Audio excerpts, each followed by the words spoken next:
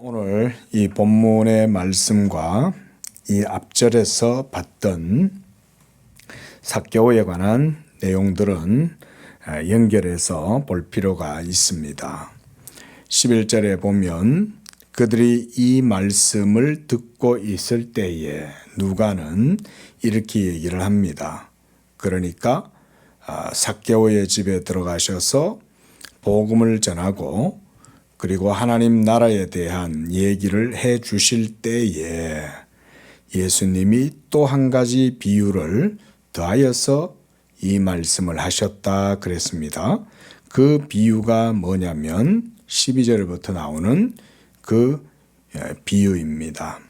그런데 11절 하반절에 보면 자기가 예루살렘에 가까이 오셨고 그들은 하나님 나라가 당장에 나타날 줄로 생각함이었다. 이렇게 누가는 기록해 놓고 있습니다. 이 말은 당시에 예수님을 따라다니던 많은 사람들과 제자들조차도 곧 하나님 나라가 이루어질 거라고 생각을 했던 것입니다. 그러니까 그들이 생각했던 하나님 나라는 어떻게 보면 정치적인 나라였을 수도 있고요. 또 예수님이 워낙 능력을 행하시고 그래서 예수님의 그 말씀과 능력이 기적을 통해서 이루어지고 나타나니까 사람들이 그런 기대감을 자연스럽게 가질 수밖에 없겠죠. 야, 드디어 메시아가 나타났다. 이 메시아를 통해서 드디어 하나님이 말씀하셨던 그 나라가 드디어 이제 이루어질 때가 됐구나. 아마 이런 생각들을 많이들 했을 거예요. 그리고 예수님은 또 어떤 정치적인 그런 이스라엘의 나라를 회복시킬 거다. 다윗의 왕국이 다시금 회복될 거다. 이런 식으로도 많은 사람들이 충분히 그런 식으로 생각을 했을 겁니다. 예수님과 가장 가까이 밀착해서 다녔던 제자들은 어쩌면 더욱 그런 생각을 했을 수가 있겠죠. 왜냐하면 예수님이 행하시는 그런 표적, 기사, 이적들 그리고 오병이어를 통해서 그렇게 많은 사람들을 먹이시는 것을 볼 때 먹는 거 해결되잖아요. 제자들이 이 예수 그리스도가 증거하는 하나님 나라가 저런 능력을 가진 분이라면 얼마든지 지금 당장 이루어질 것이다. 이런 생각 했을 거 아닙니까? 그러니까 어떻게 보면 당시에 사람들이 이렇게 하나님 나라가 예수님을 통해서 이루어지게 되고 옛 조상들부터 그토록 바랐던 그 나라, 하나님이 아브라함을 통해서 하신 그 언약, 그리고 다윗의 나라, 이것이 다시금 세워져서 로마를 무너뜨리고 그리고 이스라엘이라는 나라가 다시금 세워지게 되고 그게 바로 하나님의 나라가 될 거다. 이런 생각을 다들 했을 거라 이 말인 거죠. 그래서 하나님 나라가 당장에 나타날 줄로 생각함이었다. 이렇게 얘기를 합니다. 그러나 우리가 알다시피 하나님의 나라는 그들이 생각했던 그런 방식으로 이루어지는 것이 아니라 예수 그리스도의 사역을 통해서 그가 하나님 나라의 복음을 자기의 몸으로 먼저는 성취를 해야 돼요. 그래서 하나님의 율법에 대하여 모든 의를 완수하고 행하심으로써 성취하고 그래서 하나님이 그를 죽은 자 가운데에서 다시 살려내시고 그래서 부활하신 예수 그리스도가 또 지상에 계속 계시면 안 돼요. 진정한 하나님 나라가 이루어지려면 예수께서 이 모든 구속 사역을 친히 자기가 다 이루셔야 할 뿐만 아니라 이제 사흘 만에 부활하신 다음에 다시 하나님 보좌 우편으로 올라가셔야 거기에서부터 진정한 하나님의 나라가 이제 이루어지기 시작하는 거죠. 사실 성경, 구약의 메시아에 대한 예언, 선지자들의 증거, 그리고 율법의 모든 증거는 바로 이런 방식으로 하나님 나라가 이루어질 거라는 것을 사실은 증거했던 거예요. 그러나 이 당시 사람들은 예수님을 통해서 즉각적으로 하나님 나라가 예수님의 권능, 기적 이런 걸 통해서 이루어질 거라고 생각을 했던 거죠. 하지만 성경과 하나님의 섭리와 하나님의 뜻은 그거보다 훨씬 더 큰 거죠. 그리고 훨씬 더 진리의 방식으로 행하시고, 그래서 오고 오는 모든, 그러니까 지금으로부터 예수 그리스도 때까지 이 2000년 시간 역사 속에 이 모든 2000년 역사를 다 아우르는 것이 하나님의 나라인 거예요. 지금도 그 하나님의 나라는 우리의 모든 시간, 공간, 삶의 역사 속에 지금도 하나님의 나라는 역동적으로 일하고 있습니다. 저는 이런 부분들을 좀 많이 강조드리고 싶어요. 왜냐하면 교회를 다니고 예수를 믿는다 그러고 신앙생활을 하는 분들조차도 하나님의 나라의 실제성, 그 운동력, 역동성 이런 것을 사실 별로 이렇게 민감하게 생각 안 하는 경우들이 거의 많거든요. 하나님의 나라가 지금도 사실은 움직이고 있고 역동적으로 하나님의 열심에 의해서 이루어지고 있는데 사실은 하나님 나라가 역사하고 있다는 생각을 잘 못하죠. 왜냐하면 대부분의 사람들은 자기 삶에만 관심이 있잖아요. 자기가 살아가고 있는 삶의 문제, 지금 자기 눈앞에 보이는 이런 문제들, 이런 것들이 주로 관심사지. 하나님의 나라, 천국이 이루어지고 그래서 하나님의 교회가 이루어지고 예수 그리스도가 왕으로서 그 나라를 다스리고 이런 식으로 생각하는 사람들이 얼마나 되겠어요. 하지만 우리 예수 믿는 성도들, 우리 양재교회 성도들은 그런 믿음을 가지고 계셔야 됩니다. 하나님의 나라는 우리가 잘 느껴지지 않고 우리가 잘 감지 못하고 민감하지 않아도 그런다고 하나님 나라가 그 힘이 없거나 실제하지 않거나 그런 건 아니죠. 우리가 하나님께 대한 믿음이 없다고 하더라도 하나님이 안 계신 건 아니잖아요. 하늘에 먹구름이 잔뜩 끼어가지고 오랜 장마 기간 동안 해가 비치지 않는다 해도 그 구름을 뚫고 올라가면 창공에는 태양이 밝게 빛나고 있죠. 마찬가지로 하나님 나라도 마찬가지입니다.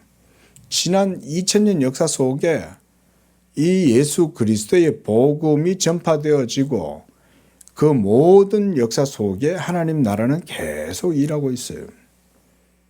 우리 시대에도 그 하나님 나라는 운동하고 있고 역동적으로 그 힘을 발휘하고 있습니다.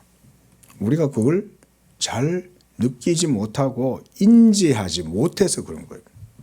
자, 이렇게 하나님 나라라는 것은 예수 그리스도의 부활과 승천, 그리고 하나님 나라 우편에 아버지 보좌 우편에 앉아 계시고 거기서 예수님이 이제 성령을 보내주심으로써 이 세상 가운데에 하나님 나라의 이 역동적인 사역들이 이루어지도록 하시는 거예요. 그래서 보이지 아니하는 하나님 나라가 지금도 우리의 삶의 배후에서 움직이고 있어요. 그리고 예수님은 보이지 아니하시지만 그 나라의 왕이에요.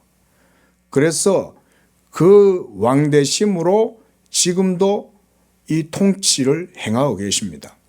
특별히 예수님은 교회의 머리가 되시고 그래서 이 복음 전파와 사역을 통해서 하나님의 나라가 복음이 전파되는 곳곳마다 이루어지도록 하신 겁니다. 자, 그 다음 12절에 보면 예수님이 이제 이렇게 하나님 나라가 이루어지게 될 것에 대해서 이제는 이 비유로 설명을 하고 있습니다. 그래서 어떤 귀인이 그랬습니다. 누굴까요? 예수님 자신을 얘기하는 겁니다. 자, 제가 방금 11절에 하나님 나라에 대한 내용을 한 것을 예수님은 이제 그거를 비유적으로 설명하시는 거예요. 그렇게 이해를 하시면 되겠습니다. 그래서 어떤 귀인이란 바로 하나님의 그리스도 예수님을 얘기해요. 그래서 제가 말씀드렸죠. 예수님이 이 땅에 오셔서 모든 일들을 다 이루시고 다시 하나님 보좌 우편으로 올라가셔야 된다 그랬죠. 그리고 거기에 가셔서 이제 거기서 왕권을 갖고 통치하시고 다스리시는 거예요. 그래서 보면 어떤 귀인이 왕위를 받아 가지고 오려고 먼 나라로 갔다. 이게 뭐냐면 하나님의 보좌 우편으로 저 하늘 위로 올라가셨다 이 말인 거예요. 그 왕위를 받아 가지고 온다는 말은 예수님의 왕되심을 얘기하는 거예요. 그래서 하나님 보좌 우편에 앉으셨을 때 바로 거기가 예수님의 뭐냐면 제왕식이 거기서 이루어지는 거예요. 우리가 왕관을 갖다가 이렇게 쓰고 그렇게 해서 이제 제왕식을 하잖아요. 그러면 예수님이 거기에서 이제 하나님께 이 왕관을 받아 쓰고 왕으로 딱 제위하시는 거예요. 그렇게 해서 이제 그 왕위를 받으려고 먼 나라로 갔다. 그 말은 하나님 보좌 우편에 승천하셔서 이제 거기서 제위하셨다. 그거를 이렇게 말씀하시는 겁니다. 그래서 갈 때에 그러니까 승천하시기 전이죠. 그래서 승천하시기 전에 어떻게 했냐면 그 종 열을 불러서 은화 10문화를 주면서 내가 돌아올 때까지 장사하라. 이런 이제 말씀을 하신 겁니다. 자, 예수님이 돌아오실 때까지라고 했죠. 예수님이 돌아오시는 그 날이 되면 그 날은 어떤 날이 됩니까? 그렇죠. 최후의 심판이 이루어지게 되는 날, 그 말이에요. 그래서 하나님 아버지께로 올라가셨는데 거기서 다시 만국을 심판하는 권세를 이제 아버지께로부터 받아가지고 이 세상에 오시는 거예요. 오셔서 그 심판을 행할 때 그 종들을 불러서 내가 갔다 오마 이렇게 되겠죠. 그동안 너희들은 여기서 그 일들을 준비해. 이제 이거 이제 맡기시고 가는 거예요. 그게 하나님 나라에 속한 성도들에게 주시는 영적 사명인 거예요. 자, 그거를 오늘 조금 얘기를 해보겠습니다. 자, 그런데 14절은 이 이제 복음을 영접하지 아니하고 예수님의 왕됨을 싫어하는 자들, 그들이요. 일반적으로 이들이 누구일까요? 1차적으로 유대인들입니다. 유대인들은 예수님을 영접하지 않잖아요. 사실상 성경에는 내가 내 거룩한 산 시온에 내가 나의 왕을 세웠다. 예수님을 시편에 보면 하나님이 메시아를 왕으로 세웠다라고 얘기를 하고 이렇게 하는데도 유대인들은 이 시편에서 메시아에 대해서 계속 증거했음에도 불구하고 또 선지자들이 계속 메시아가 오리라고 증거했는데도 안 받아들이죠. 그래서 그 백성이 그는 누굴까요? 예수님이겠죠. 그렇죠? 그러니까 예수를 미워하는 거예요. 이들이 바로 예수님 당시 때 예수님을 십자가에 못 박았던 유대인들이죠.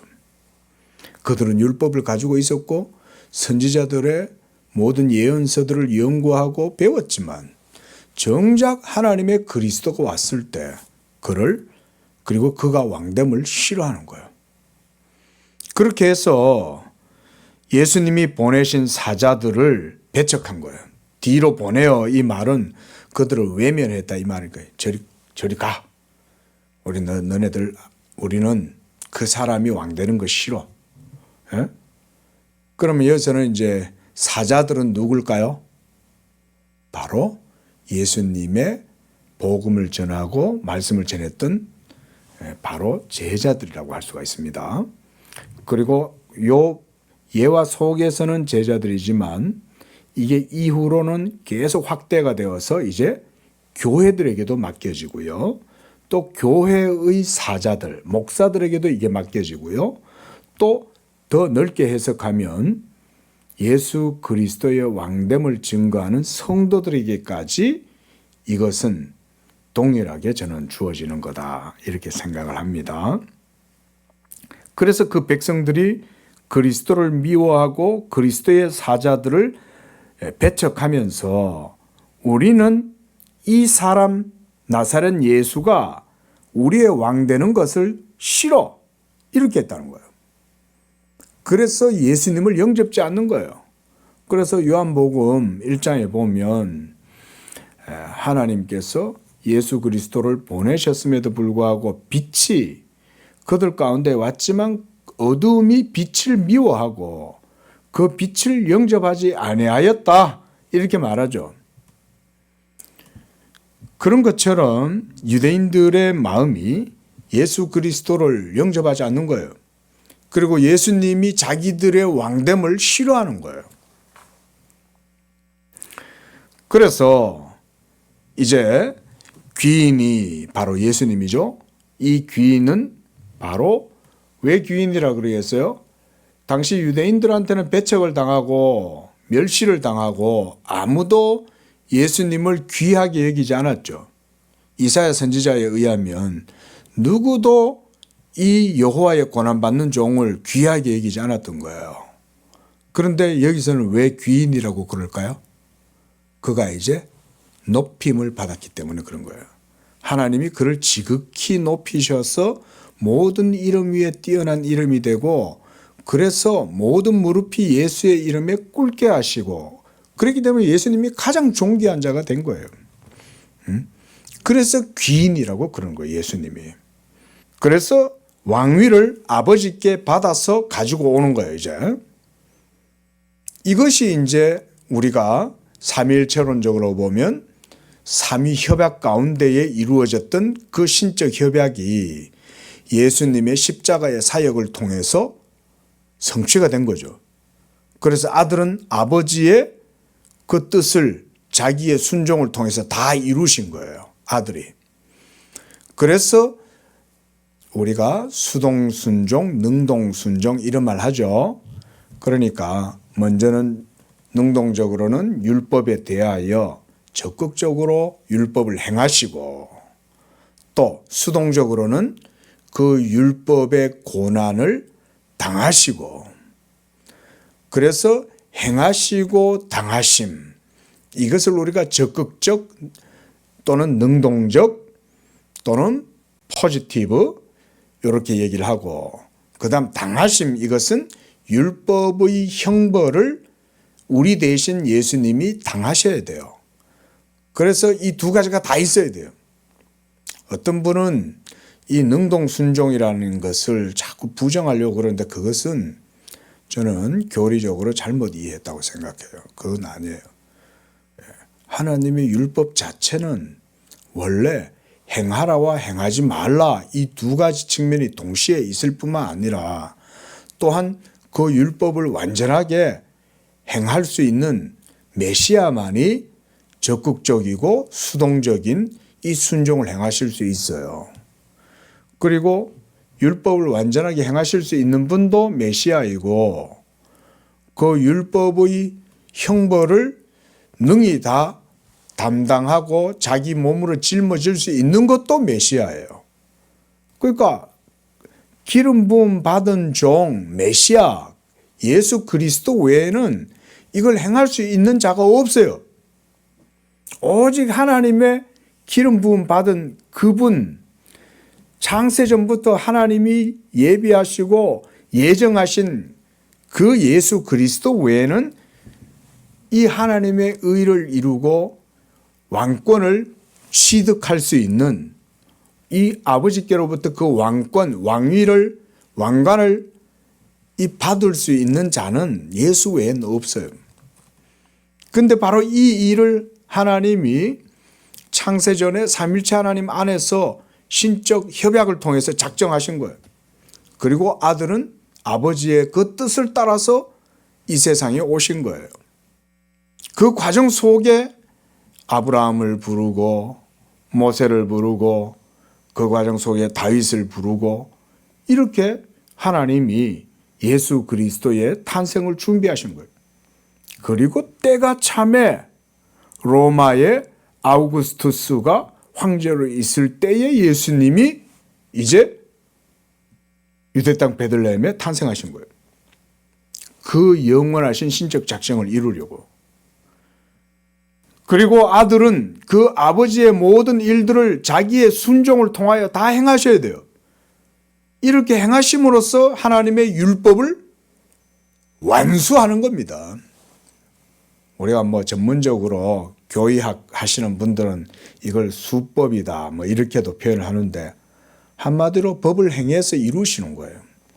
법을 다 행하셔야 돼요. 그걸 행하실 수 있는 법. 하나님의 완전한 율법을 행하고 그 율법의 의지와 뜻을 완전하게 성취할 수 있는 것은 우리의 왕, 우리의 메시아, 구주 예수밖에 없어요.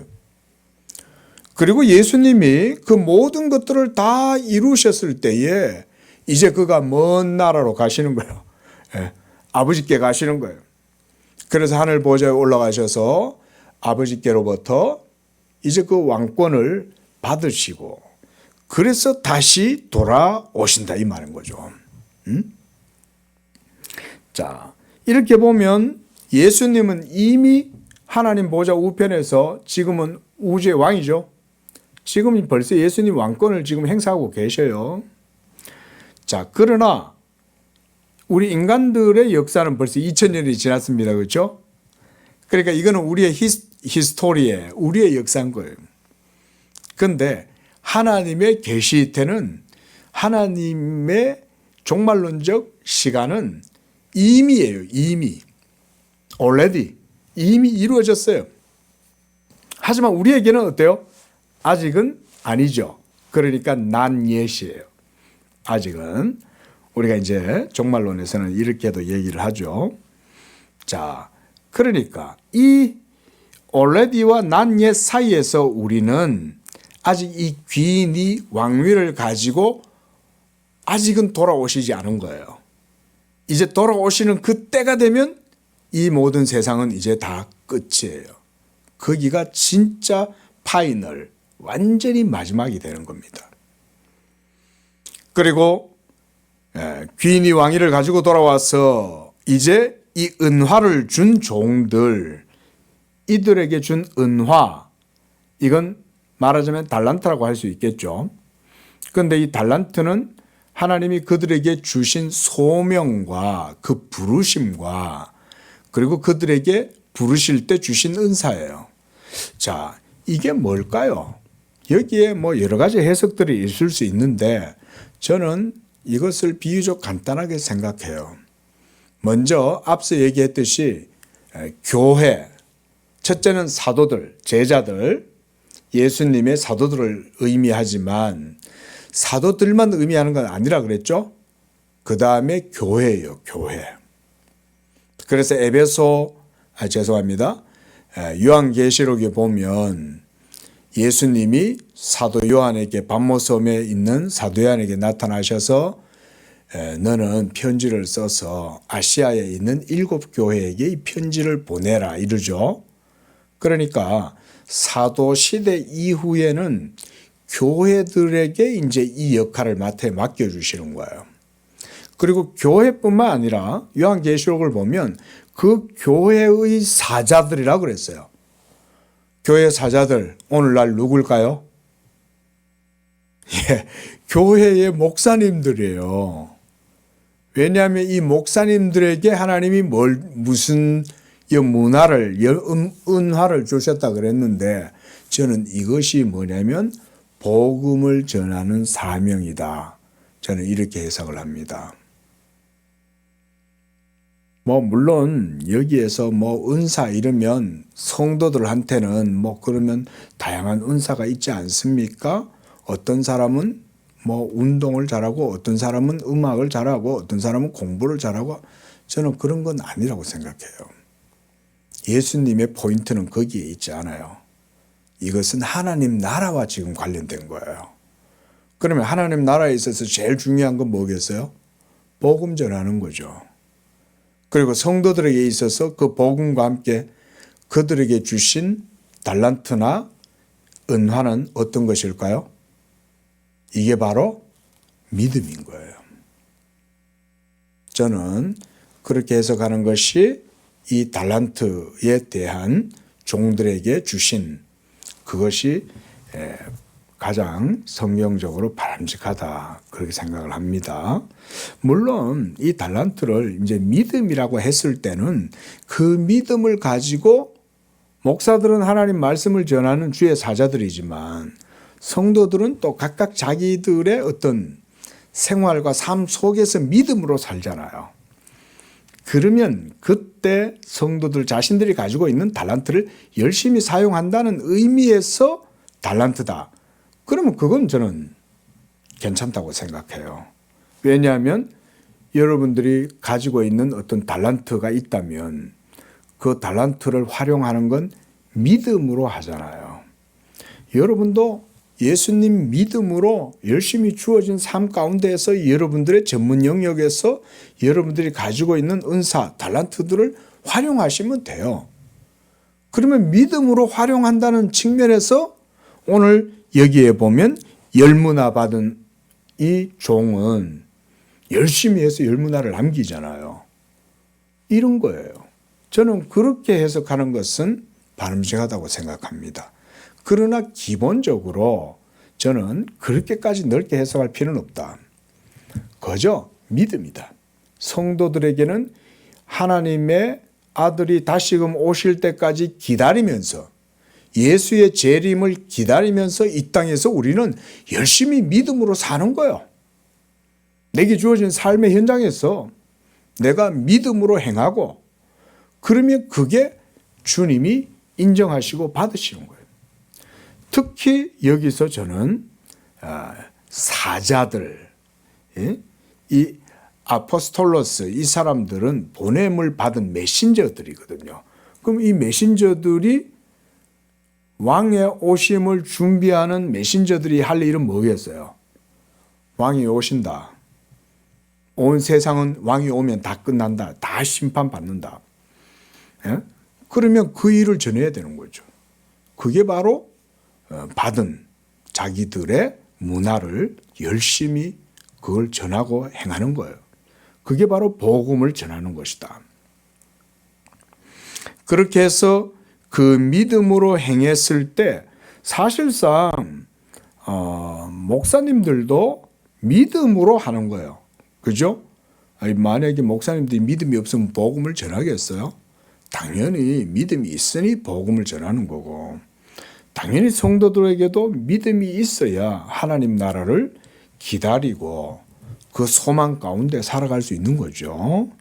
자, 그래서 오늘 예수님이 이렇게 귀인이 왕위를 받아가지고 돌아오는 동안 종들에게 그 각기 할 일들을 맡기시는 거예요. 그래서 이것은 기본적으로 복음을 전하는 것, 그리고 믿음으로 살아가는 것, 이렇게 저는 이해하는 것이 가장 바람직하다고 생각을 합니다. 그런데 여기서도 보면 마태복음이나 이런 데 보면 달란트 비유잖아요. 여기는 문화다 이렇게 얘기를 했는데 자, 여기서도 누가는 20절에 보면 한 문화를 받은 사람, 이 종이 와가지고는 이 사람도 이제 한 달란트 받은, 그 이제 다른 복음서에서는 한 달란트 받은 사람이죠. 매나 여기서 한 문화를 받은 사람이다, 이렇게 이제 했는데, 이것도 동일하게 저는 해석을 합니다. 마태복음 강의 때도 우리가 그 얘기를 했지만은 자기에게 주신 믿음과 은사를 귀하게 여기면 돼요. 자, 그래서 목사에게 주시는 은사가 달라요. 또 우리 성도들에게 주신 은사가 또 달라요. 저마다 하나님의 부르심과 직분에 따라서 주시는 은혜와 달란트가 다릅니다. 그런데 나한테는 뭐 요 정도 줬어, 이렇게 생각하면 안 된다는 거죠. 자, 내가 가장 작은 걸 받았다 치더라도 그 받은 것을 가지고 열심히 하면, 열 문화를 가지고 열 문화를 남긴 사람보다 하나님은 더 칭찬해 주시는 거예요. 야, 그 종은 내가 더 많은 것으로 맡겼기 때문에 걔는 많은 걸 받았으니까 많이 남긴 건 당연한 거고, 내가 너에게도 그래도 한 문화를 내가 줬잖냐. 그러면 그 작은 걸 가지고 하나님의 신실하심을 믿고 하면, 네가 그걸로 한 문화라도 남기면, 네가 열 문화 남긴, 열 문화로 열 문화 남긴 사람이나 한 문화로 네가 한 문화를 남긴 것과 다를 바가 뭐가 있냐. 하나님은 그렇게 보시지 않겠어요, 그죠? 그런데 왜 이 사람을 주님이 책망을 하고, 왜 이 사람은 이렇게 하나님한테 야단을 맞을까요? 믿음이 없었기 때문에 그런 거예요. 자기에게 일을 맡겨줬을 때 그것이 작아도 그 주인의 신실함을 믿고 자기의 주어진 가운데에 만족하면서 감사하면서 열심히 했으면 그 한 문화 가지고 한 문화만 남겨도 되는 거죠. 자, 그것을 한 문화 주신 것은 주인의 뜻이죠. 그죠? 주인의 뜻이에요. 그러면 중요한 건 내가 이 한 문화를 가지고 세 문화를 남기든 5배를 남기든 그러면 뭐 나쁠 거예요, 없지만 중요한 건 그걸 남긴다는 건 주인의 명령을 충실히 수행했다는 말이잖아요. 여기서 주인이 바라는 것은 바로 그거예요. 그래서 이것을 우리들의 신앙에 적용을 해보면 예수님이 다시 오시는 그날까지 우리에게도 이 믿음을 찾으신다는 거예요.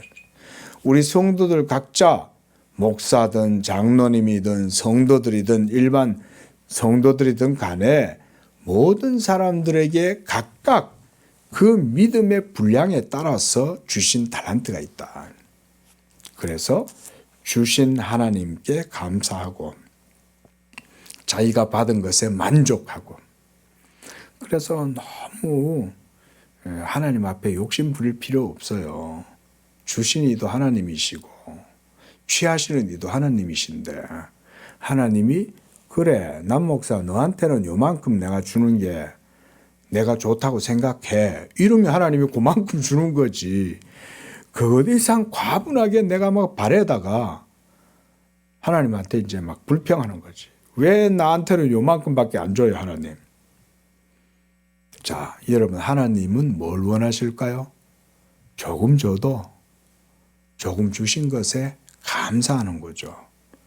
그리고 내게 주신 것 작은 것이라도 너무 감사합니다. 어떻게 나한테 그거라도 어떻게 주셨습니까? 예? 그거 안 주셔도 내가 할 말 없는데 그거라도 주셨으니 내가 이거 주신 것을 내가 감사히 생각하고 열심히 하겠습니다. 우리 성도들도 마찬가지죠. 여러분들의 믿음의 삶에서도 하나님이 여러분들에게 주신 것에 감사하세요. 나에게 요만큼 주셨어도 요만큼이 아니라 어떻게 이만큼이나 주셨나, 이렇게 생각하시라 이거예요. 제가 지난주에도 우리 성도님들하고 설교하다가 잠깐 그런 제 개인 고백을 했지만, 저는 정말 한 번씩 그 생각을 하나님께 정말 그렇게 감사해요. 하나님 정말 나같이 이렇게 비루한 자가 어떻게 하나님의 진리를 전한다라고, 하나님의 진리를 어떻게 내 입에 두느냐. 저는 이것만 생각해도 감사합니다. 진짜. 이 세상에 진리도 모르고 어둠 속에서 슬퍼하면서 이를 갈면서 사는 인생들이 얼마나 많아요. 그렇죠? 저는 그런 걸 생각하면 정말 감사한 거죠. 하나님도 모르고 진리도 모르고 생명도 없고 빛도 없고 그저 어둠 속에서 울면서 슬퍼하면서 이를 갈면서 남을 미워하고, 그래서 막 사회적인 반감을 가지고 있으면서 막 무차별 폭행을 하고 막 이러고 살아갈 수밖에 없는 인생들인데, 그래도 나는 그래도 구원해 주셨잖냐. 그것만 들어도 감사한데요. 저는 하나님 정말 그렇게 기도합니다. 진짜로. 하나님 지옥 안 보내고 천국 가게 해주신 것만으로도 감사해요. 근데 또 목사까지 또 시켜주셨습니까? 그래가지고 또 어떻게 성도들 앞에 아무 자격이 없는 내가 진리를 전한다고 이렇게 양복이나 입고 넥타이 매고 어울리지도 않는, 정말 감사하거든요. 자, 우리 사랑하는 성도 여러분들, 우리 모두가 다 하나님이 우리에게 주신 것 감사하시기 바라요. 그게 작아도 감사하시고, 많은 사람은 사실은 더 많은 책임이 있어. 10개 받았으면 10개 받은 만큼 더 많이 해야지 뭐. 근데 한 달란트 받은 사람은 그 하나 가지고 열심히 또 하면 하나님이 영광 받으시면 되잖아요. 그렇죠? 자, 그리고 27절에 마지막에 이제 그 귀인이 이제 돌아오셨습니다. 이제 먼 길을 갔다가 왕관을 쓰시고 이제 돌아오신 거예요. 그리고는 내가 왕됨을 원하지 아니하던 저 원수들, 한마디로 여기서는 그리스도를 십자가에 못 박았던 자들뿐만 아니라 지난 2000년 역사 속에 주의 사자들과 교회들이 전했던 복음을 듣고도 예수가 왕됨을 원하지 않았던 모든 세력들이 다 그 심판대 앞으로 다 끌려 나옵니다. 여러분, 마지막 날 되면 어마어마한 이런 진풍경이 벌어질 거예요. 하나님의 그 심판장 앞에 온 우주적 심판을 당할 때 예수 그리스도가 왕됨을 원하지 않았던 모든 역사 속에 하나님의 대적자들 다 심판받아요. 바로 그때 주를 열심히 믿고 복음을 충실하게 감당했던 자들은 다 하나님 나라에서 10고울 권세, 5골 권세, 이런 귀한 하나님 나라를 유업을 얻게 되는 것입니다. 기도하겠습니다. 거룩하시고 자비로우신 하나님 아버지, 감사, 찬양, 영광을 드립니다. 지극히 비천한 우리들을 그 가운데 천에 하나 만에 하나 택하셔서 하나님의 백성 삼으시고, 특별히 또 이렇게 쓸모없는 자를 하나님께서 충성되이 여겨서 복음을 맡기시고 이 복음을 전하도록 또한 불러주시니 감사합니다. 또 그리스도 안에서 부름받은 우리 성도들도 동일하게 이 하나님 나라의 기업에 참여하게 하신 줄로 믿습니다.